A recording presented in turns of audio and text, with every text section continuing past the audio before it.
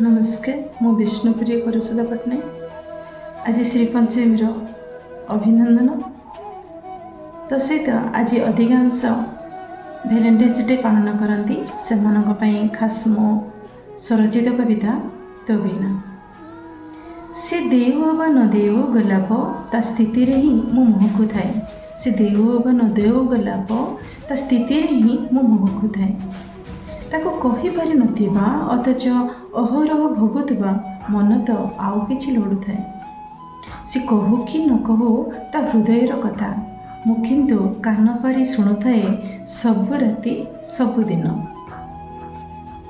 अनुभवी निये पवन परी ता आलिंगन इस ता चुम्बन।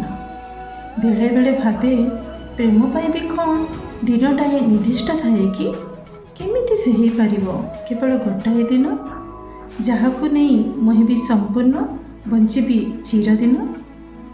मु प्रतिज्ञा भी करि पारिनी कहीं ना भीष्म का आगरे सब मिछ तुच्छ हो जाए सब प्रतिज्ञा।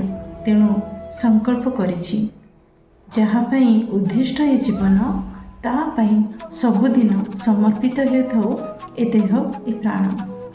स्वयं ईश्वर दत्त उपहार पाइला परे भी उपहार कौन गोटे प्रयोजन जे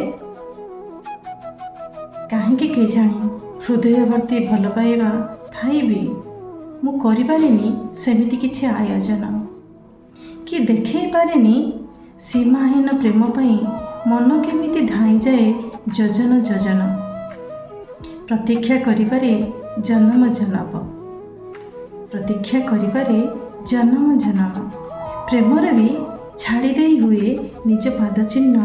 प्रेम रे भी छाड़ी देई हुए निज पाद चिन्ह। धन्यवाद।